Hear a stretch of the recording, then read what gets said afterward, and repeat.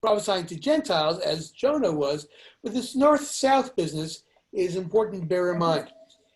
Already in the background of Jonah and in the text of Amos, there is this notion that the northern kingdom, the kingdom of Israel, was the more corrupt of the two Israelite kingdoms, which is among the reasons why Jerusalem or Judea in general becomes the center point of biblical religion. It was seen as the preserve of a more rigorous, pure form of monotheism. Amos himself is well known for not having reference to or appeal to or even acknowledgement of other deities. There are no other deities mentioned in his prophecy.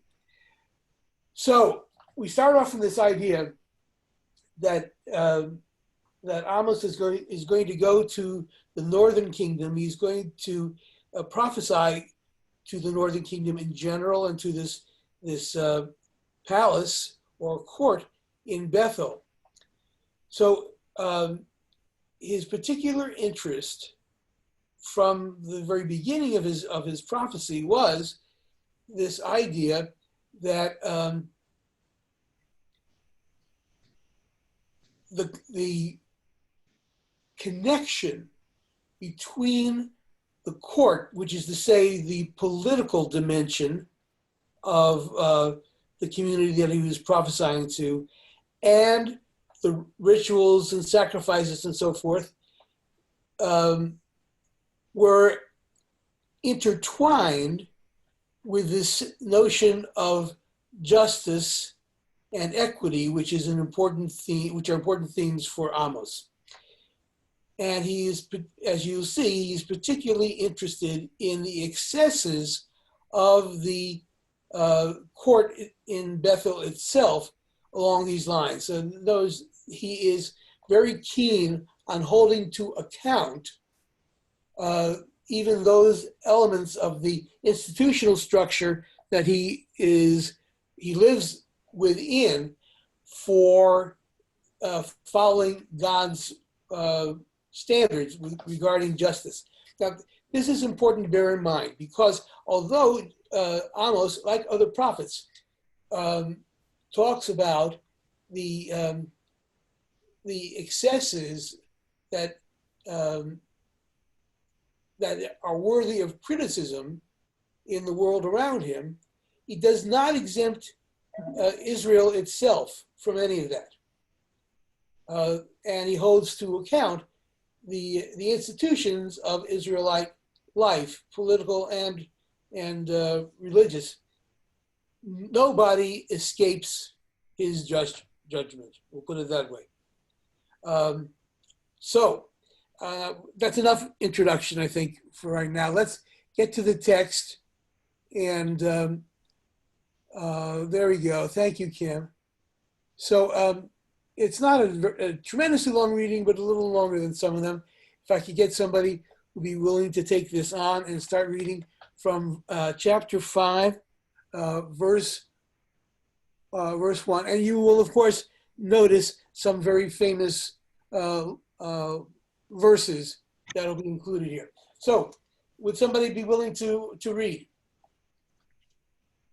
I will if you want. Go ahead. Phil, go ahead. You know, I did last time. It's your turn, Rick. Oh, okay.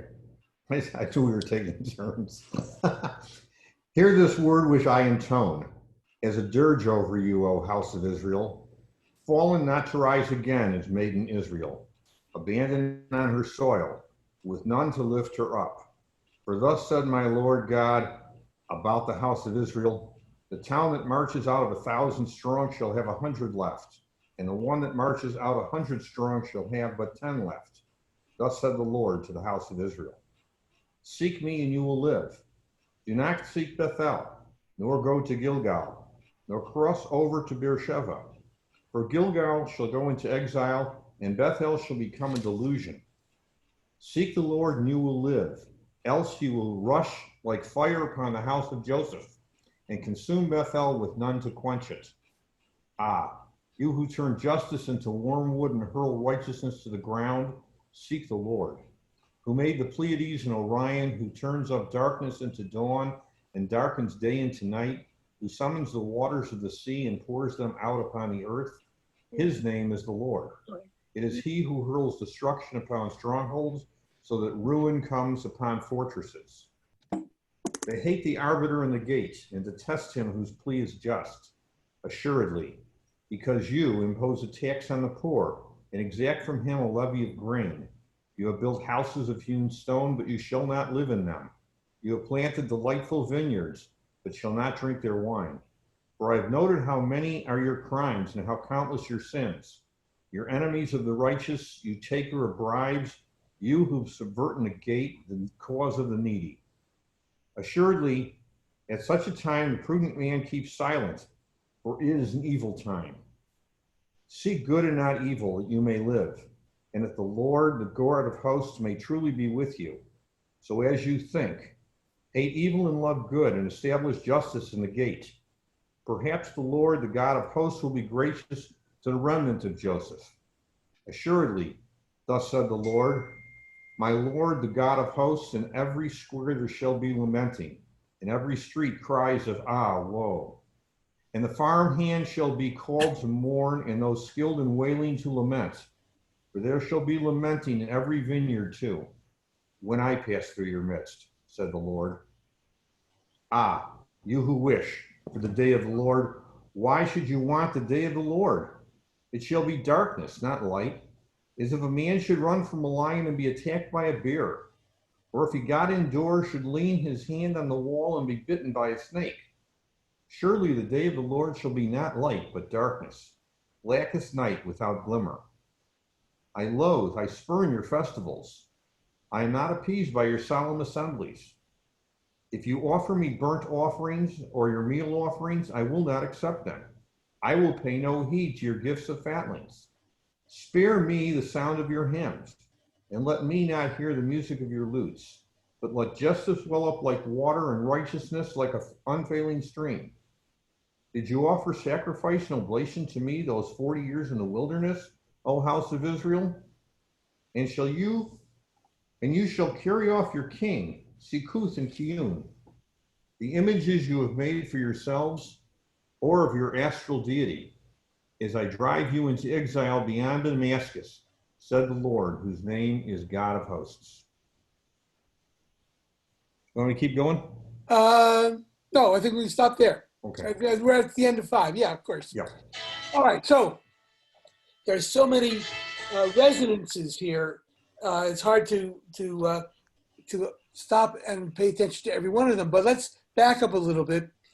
And one of the things that is prominent here is the theme of the day of the Lord. And this is an innovative language that comes from Amos. He is the originator of this concept of the day of the Lord. The day of the Lord, which despite the hopes or the expectations of the Israelites, will not be a day of light, but a day of darkness. Now, let's start off with this idea. The day of the Lord begins with the notion that this will be a kind of victory for Israel, a kind of vindication. And in the end, it turns out not to be so much of a vindication as something that is very different. In the biblical narrative that we're familiar with, where do we know about a time, a day of the Lord, if you like, which turns out to be all darkness rather than light, and which includes the punishment or the chastisement when something more positive was expected? Where do we find that? Egypt, the last night before the going out. Exactly. The notion of the Exodus, to a certain degree, revolves around this idea of B'chatzi halayla, in the middle of the night. And this last night, which is the night in which what plague takes place? Anybody know? Firstborn Darkness. The destruction. Yeah. Well, no. It's no the destruction of the firstborn. The firstborn. Yes, exactly. So now, not to put too fine a point on it, but if you're hearing this, at least for the first time from Amos, who is he talking about? Who is the firstborn who's going to be destroyed? Joseph. Well, Israelites. and by extension, Israel. Yeah. Okay, so this is a day in which people, the average conventional view would have said is a day of vindication, the day of the Exodus in terms of that narrative, but here, in terms of the vindication of Israel's status vis-a-vis the enemies round about, so to speak, the opponents, turns out not to be such a joyous time, or not such a positive time. In fact, it'll be a time in which they're going to be called to account for their sins. And what are these sins? You have a list of them in this prophecy by Amos. He specifically mentions a number of different sins or crimes of which the Israelites are guilty. What are they? But one was to impose a tax on the poor. Yes. Yeah, and who, by the way, is imposing the tax on the poor? Where does that come from? The civil authorities, the king. Well, It could be the priest. I think it's probably more accurately to say that it comes from the temple. That is to say, it is the priestly cult Yes. like that. I mean, of course, they are a stand-in for the monarchy as well. You're quite right about that, Rick. But they are a grain sacrifice or other sacrifices are exacted on the poor, even though, number one, they can't afford it, and number two, Bribes. they are not. These sacrifices don't represent justice. The exacting authority, whether it's the priesthood or the monarchy, is not living up to its own standards. So we're dealing not just with hypocrisy here, the kind of hypocrisy in which it is okay to take advantage of those who are without standing, who are without resources, who are without, who are treated unjustly in ways that they can't afford. So this is something that it strikes at the very root of what monotheistic religion is about, namely that there is one God and there is one standard of justice that applies to everyone, and not only to Israel vis-a-vis the nations, but within Israel. That is to say, the political authorities and the priestly institutions and so forth, they too have to be accountable to this notion of justice. And it's within that context that the variety of feasts and songs and sacrifices and so forth don't help. This is, I hate to put too fine a point on it, but this is what we do all the time. Somehow we think that we're going to make up for the terrible things we do by being very frum, by being very punctilious about what the ritual requirements are, and somehow that is supposed to account for or to offset what we do that is not in line with the demands of justice. If this doesn't sound like the current situation, I don't know what does. Sure does. Yeah, it absolutely does. And this is exactly what it is that we would have to say is the egregious quality of the times that we live in. Whether it is, I don't want to get too overtly political, but I think it's not unreasonable to say that this idea that somehow there is something we can do other than being just, which offsets the injustices that we commit, is where we go off the rails continually, and where we are going off the rails right now. I don't like to make things unnecessarily simplistic, but the idea in this very passage of Amos that somehow excuses can be made for people because of their standing, or because of their wealth, or because of their influence, which is referred to specifically by the prophet, that somehow there are people who get a pass for these reasons. This is what we have to contend with all the time now. And if anybody wants to say that they are in favor of the God of the Bible, or they're in favor of Holy Scripture or whatever, and they are nonetheless making excuses for people who are doing things that are egregiously wrong, I can't tell you how far wrong that is. Phil, what's up? I have a question. Yeah. You make the statement of all these things being the case in the time that we live in. Yes. Can you describe a time when it was not like that? It's That's always very- been that way. Well, I mean, black that is people true. have legally, Yeah.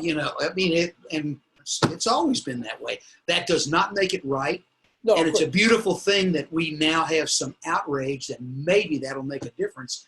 But that is the way it's always been. Well, that's why we continue to read the prophets who wrote, as Amos did, in the 8th century before the Common Era. I mean, what happened then continues to happen today. Sad as that may be, we have not corrected these problems over the many years since they were articulated by Amos and his confreres among the prophets. Now, the thing about Amos and those who are descended from him, that Amos thought of himself as being an authentic prophet. And what did that mean? It meant not being a professional prophet. There were professional prophets who went around and had much more comforting messages, and specifically were more than willing to exempt people because of their status or what have you from being accountable in terms of the injustices that they committed. In the end, what Amos is saying is that what makes him or any other prophet authentic is that they are unstinting and uncompromising in their espousal of justice. That is the essence of Judaism for Amos. Rabbi? Yes, sir, Richard. Yeah, a couple of things. One, it's clear to me that the injustices that Amos is talking about Yeah. are not the sinfulness that those who are preaching about sinfulness, like a war against sin in our society, are talking about. They're not So about the lifestyle. attribute. It's not about. He does mention Sodom and Gomorrah, but he doesn't mention it in terms of sexual depravity. No. He doesn't talk about the sin of Ur and Onan as being the reason that the northern kingdom is going to come to an end. Right. He's talking strictly about how you treat those who, on their face, have less economic power probably than otherwise. And I would include And political power and influence and so forth as well. But the other thing that interests me, it caught my attention, I just want to raise it, is in line 8. He Uh-huh. refers to the Pleiades and Orion. And it Yes. catches my attention that he's referring to Greek astrological signs that I don't know had been invented in the 8th century Well, BCE. So I just needed to point that out for a little humor's sake. it is a very interesting point. Um, whether they were called the Pleiades or Orion in Amos's day or not is a question that I can't answer. But I didn't look at the observe Hebrew. I'm just they curious. observe the constellations. I think the larger point here, in terms of what Amos is trying to impart, is that the God of nature, the God of creation, and the God of justice are the same. That unlike what some people might be inclined to do, we can't separate the social, political, economic institutions that we are concerned with and which may have something to do with the presence or the absence of justice from the cosmos. The claim that Amos is making here is a huge claim. I think that it's not too far afield to say that for Amos, the idea of justice is embedded in the world that God has created. That you cannot separate the two and pretend that by dealing with the world of nature or the world of creation, somehow that exempts you or makes irrelevant or marginalizes the demands of social justice, economic justice, and so on. I only raise that because it's clearly the interpreter who came up with that, and I just have to point out that all interpretations are a little strange. That's fair enough. That is fair enough. Yeah. Well, I mean, look. Again, I don't know what the names were in Amos's day, but certainly it was not something created by the Greeks to observe and notice the constellations, or more generally, the world of nature, world of creation. The idea that God is not just the God of law or just the God of morality, but that law and morality are embedded in the way the world works is a central tenet of Judaism. It's not. This is where, in some ways, our friends, our brothers and sisters who daven in the other shul, run off the rails, and somehow that law and morality is an imposition on nature, that they are in contradiction or in opposition to each other. I think the argument can be made, and this is probably not the place and the time to do it, but if you are like me, somebody who pays attention to, his name just fell out of my brain, the creator of the geodesic dome. Buckminster Fuller. Thank you, Buckminster Fuller. His notion is that the principles of law and morality are embedded in nature in the same way that the angles of a leaf as they join a stem are, and that this is basic structural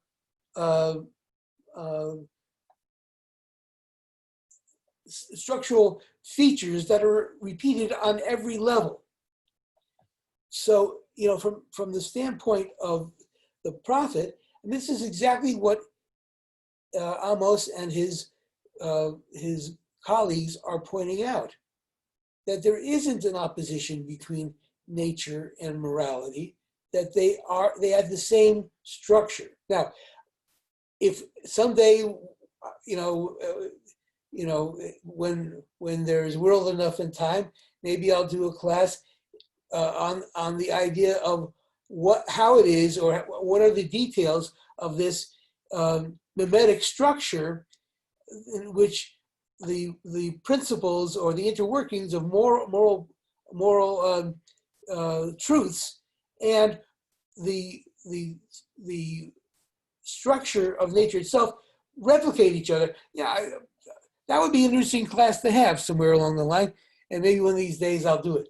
But I think that's in part what's being referred to here. Now, I don't know that Amos would articulate it exactly that way, but I think the way he is articulating it is to say that the two are not separate. The assumption behind the idea that somehow you could offer sacrifices, whether of animals or grain or what have you, that somehow that would propitiate God, depends upon the idea that justice or equity and nature are not the same. That if you are doing what God wants, what kind of crazy idea is it? Why would anybody think that you could offer a sacrifice and this would somehow satisfy God? It's because the idea of God as being a God of nature and a God of morality are not the same. That their interest is to say that God is interested in the animals and interested in the grain, and that there's some essential point. And that we've dealt with this in other contexts, that there is nothing essential about the animals or the grain or what have you, which says, okay, sacrificing this is somehow going to have a positive impact. There is nothing there in and of itself that has a positive impact. And of course, Amos himself is pretty clear that if you have a conflict between between morality and law and justice on one hand, and nature on the other, or sacrifices, it is the law of justice that is important, and the other not so much. So if you screw up on exactly how to offer a sacrifice, it's not a big deal as far as Amos is concerned, or not as much of a big deal as you might suggest. At the best you can say is that the offer of the sacrifices is a port of entry into talking about what it is that God wants from us. So, having said that, there's still some parts of the text we need to pay some special attention to. So if we can get that back on the screen, Kim, that would be great. What am I? No, that's not it. There we go. Okay. So let's back up a little bit here. All right. So if we finish 5, we should get it. We finished 5. We were starting to 6. No, but we're not. We're going to go back to the beginning of 5, Chuck. You're Okay. All right. So the idea of made in Israel, something we have spoken about before. That is to say, the relationship between God and Israel is that of a husband and wife, which is, from the standpoint of biblical religion, is a relationship of law and obligation.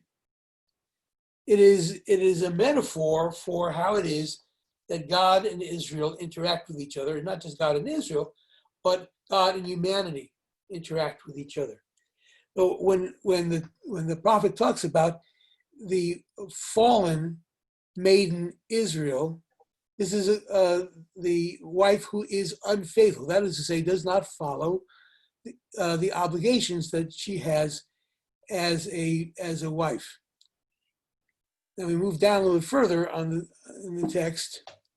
It looks like I can't actually scroll this. Right. You'll notice that there's references to other locations here.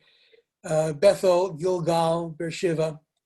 These are all locations that we can find today in Israel. They are place names that are still continued. they were also places where there were cultic centers. You realize, I'm sure, that during much of the time that the temple in Jerusalem existed, there were other cultic centers. The Josianic Revolution, which is recounted in under the reign of King Josiah, recounted in the book of Deuteronomy, is the ongoing effort to centralize the cult of Yahweh in one location, namely in the temple in Jerusalem. But there were always other cultic centers that vied with Jerusalem for influence. And we just have here a name of several of them. And these were major cities and so forth. And where, like with Bethel, there would be a court, there would be an altar in which sacrifices could be offered. When you think about it, one of the ways in which biblical religion changes has to do with this idea of the centralization of religious life. It mirrors the idea of monotheism. Rabbi? Yes, sir. Yeah, it names Bethel, Gilgal, and Beersheba. I thought that Shiloh was the center of the northern kingdom. Shiloh was a center, but was not the only one. Okay. There are these cultic centers are dot the landscape, So Shiloh was one, yes, but so were these other places. Shiloh was very well known, and particularly it was known because it was a center not only of offering of sacrifices, but of the older form of prophecy, where you would bring a question or an interrogatory towards the priest, who would then go into a ecstatic state, and then come back with an answer. And we see that, for example, in the story of Hannah and the prediction of the birth of her son, and so on and so forth. This is an idea. It's called lidrosh et Elohim, to inquire of God, and it is really, in some ways, the origin of a word that's going to sound familiar. If I say this is lidrosh et Elohim, lidrosh, meaning to inquire, this sounds like, I'm sure to your ear, like the word midrash, which is an inquiry. So initially, there were cultic centers like this. Shiloh was one of them, where you would bring questions to whoever the priest was in those days, and who was in charge of that center, and who would then bring back an answer. But there were a multiplicity of these centers, and although as oracular centers, they would come back with an answer that came ostensibly from God, it wasn't always the same answer. The oracle at this particular spot and the oracle this particular spot might have different answers. That is not in line with a teaching of monotheism. So the idea of this variety of cultic centers was one that had gradually over time to be de-emphasized or to be destroyed even. So when you get to the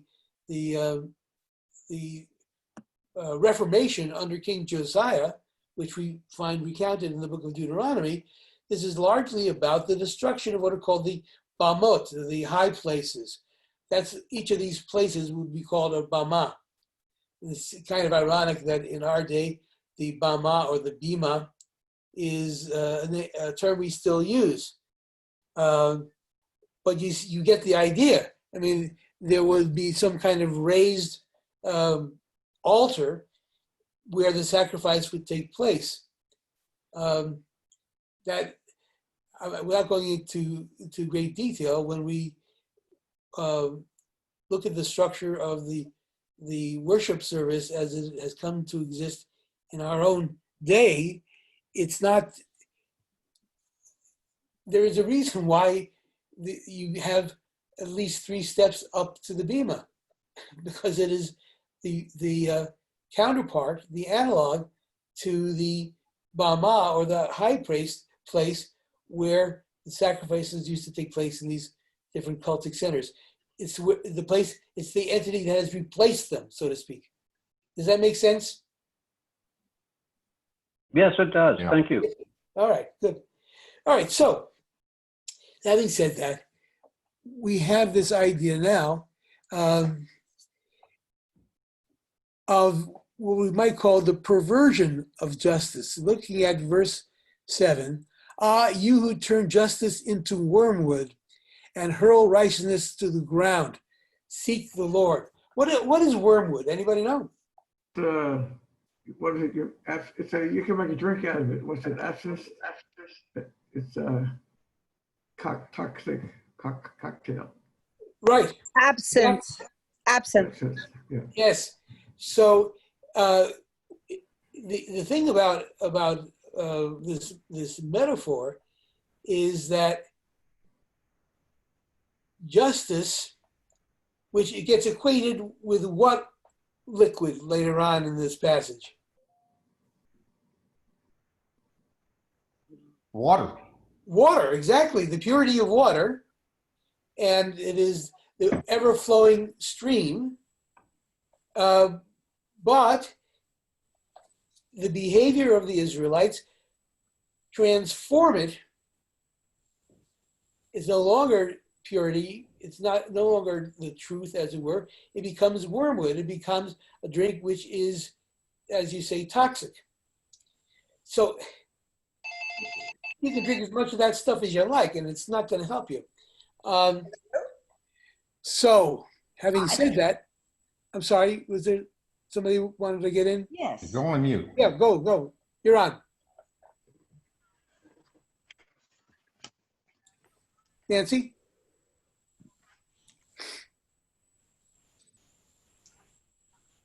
Okay, I actually called my credit card company and had them put a on stop the pay phone. on your debit because I never heard. Your voice is breaking up, Nancy. It's hard to hear you. She's talking on on the the phone phone. with somebody else. Oh, with somebody else? Oh, Yes. okay, then we don't care. All right. This idea of the interplay of darkness and light, or of day and night, is something that gets picked up not just here, but elsewhere. We mentioned it in terms of the Exodus from Egypt.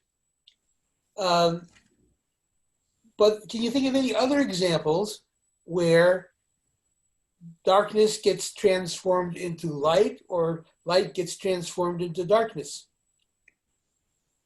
Well, Rabbi, isn't there in the Amida Yes. one of the blessings after the central one that has God sheltering us during the night? The shadow of his wings over us. Oh, yeah. Well, that's a kind of a poetic translation. Yes. The idea is that Night's scary. light requires God's protection. Right. Yeah. Yeah. Well, it's true. That would be a good example. Anything else that might come to mind? In the book of Joshua, Yeah. the sun is held in place long enough for all of the Israelites to cross the River Jordan, if I recall correctly. Okay. So it's an opposite. It's a keeping the light shining long enough for something to take place. Yes. Yes. I mean, in the idea of light being transformed into darkness and darkness into light, one of the best examples I can think of is the blessing for the Hanukkah lights. Does anybody recall that text?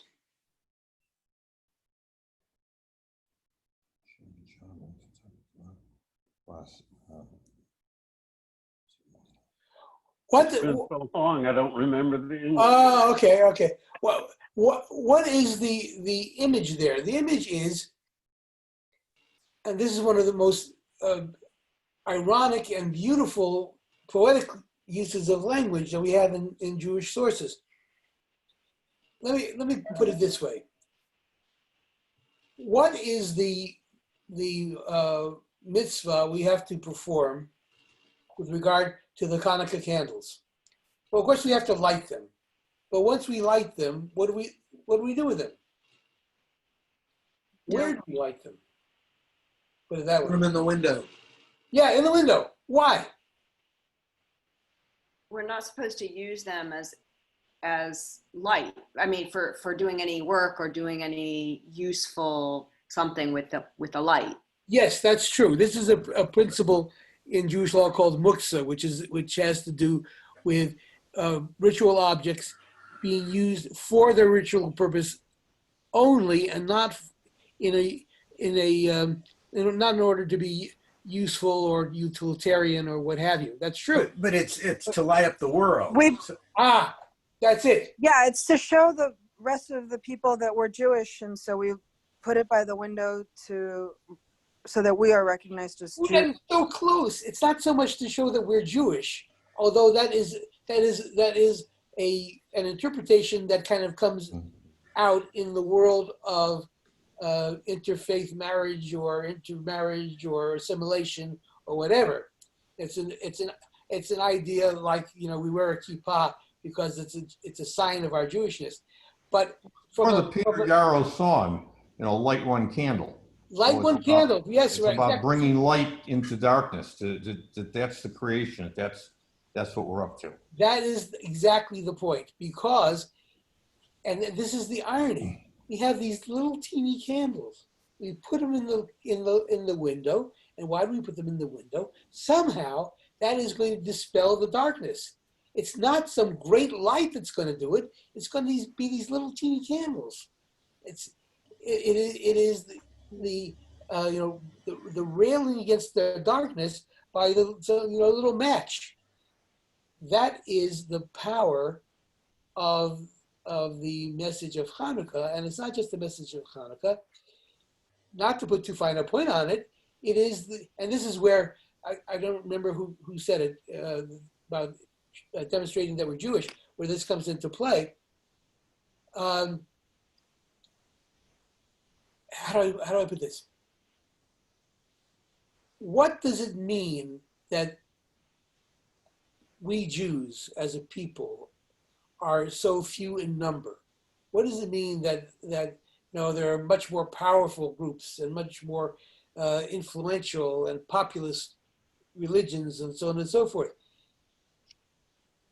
Why would anybody pay attention to us?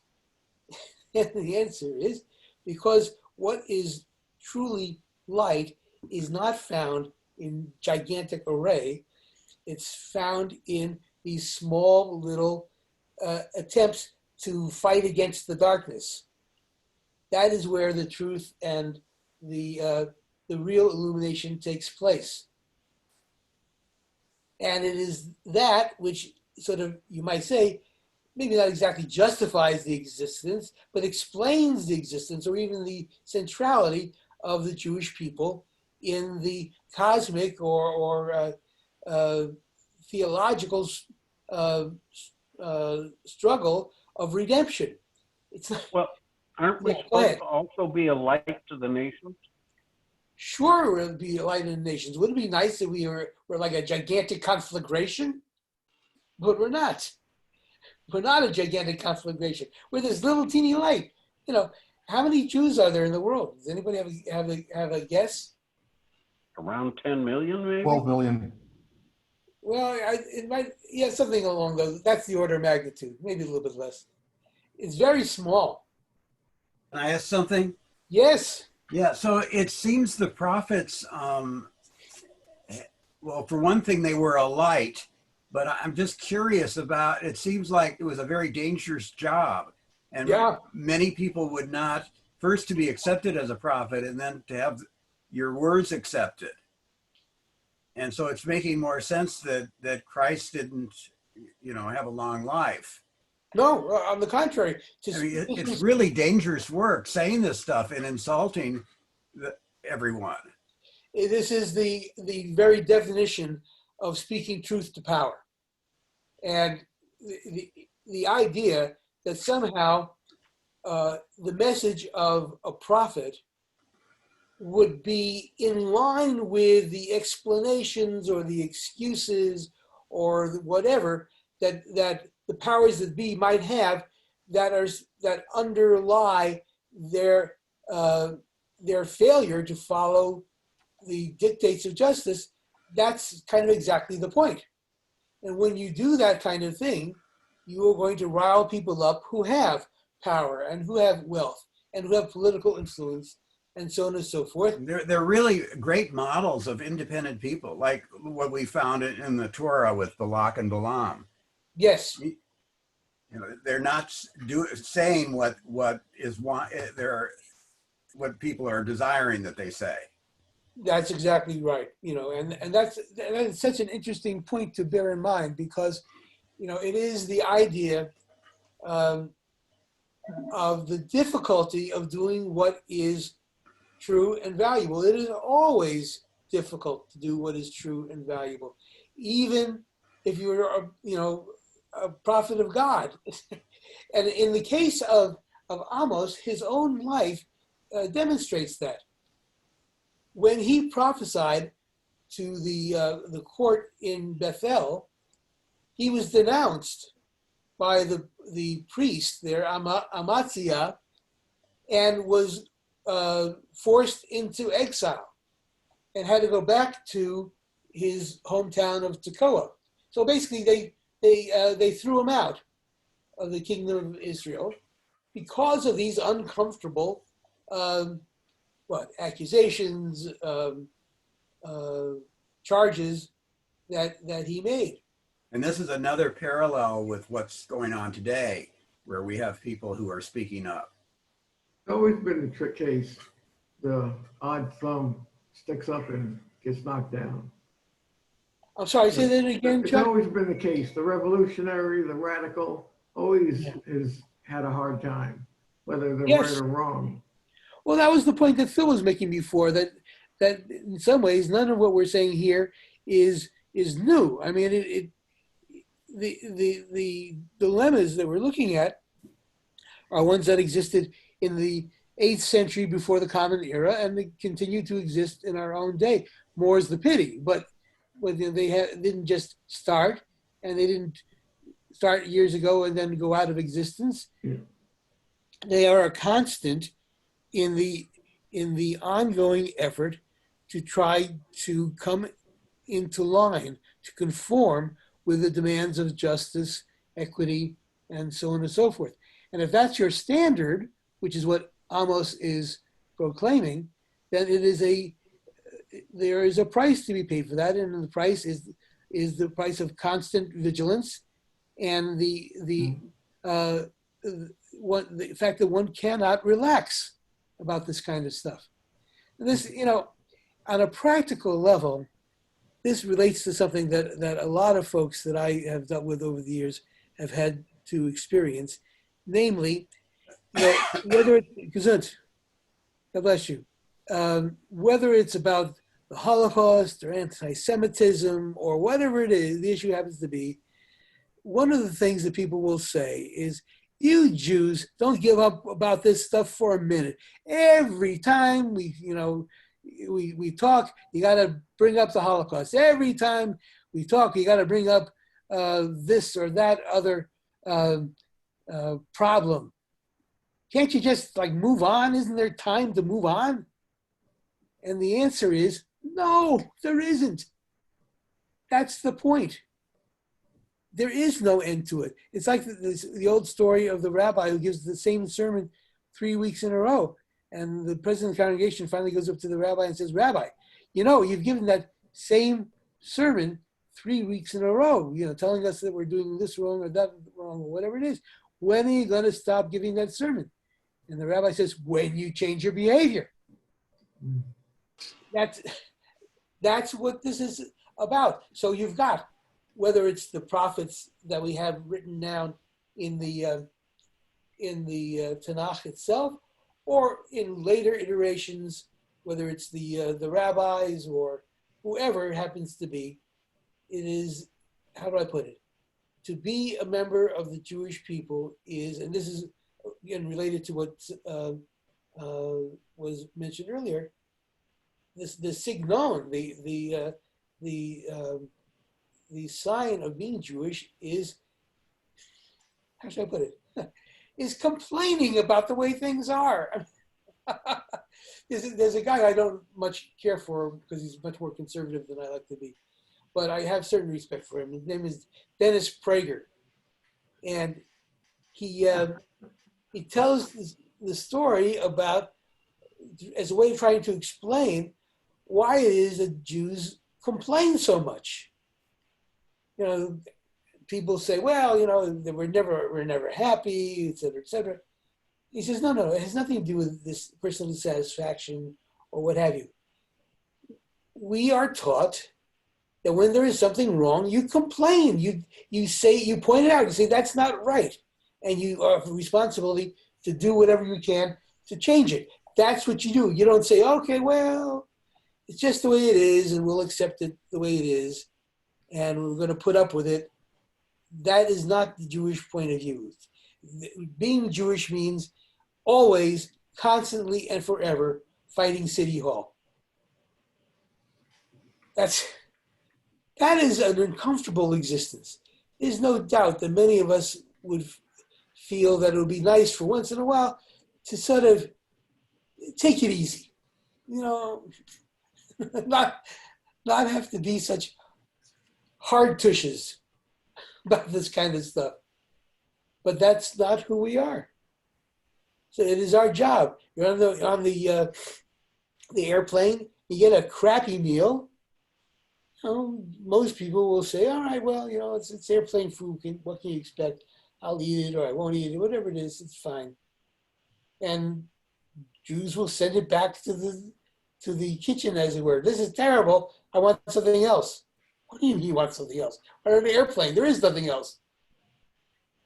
That's what it is. Having a little bit of a rest from this might be nice. It's very tempting from time to time to think, oh, okay, well, I guess I don't have to, you know, be in opposition all the time. But the truth is, you do have to be in opposition all the time. So something comes up and people say, you know, you're being overly sensitive about that. Why are you paying attention to that? It's small potatoes. So I would say that on the other side of that also is that every day, you know, we're supposed to be saying 100 blessings a day. Like we're always supposed to be acknowledging the good and the beautiful and the, you know, unusual and whatever. So it kind of has a balance there as well. Well, I like being reminded of that, and that's a good thing, Ellen. I agree.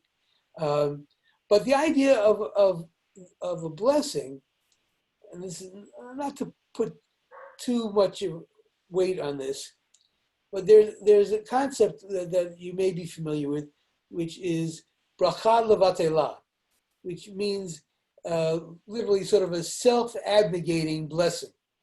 So, for example, you can't, you know, you see a fire. You can't, you know, pray that it's not your house.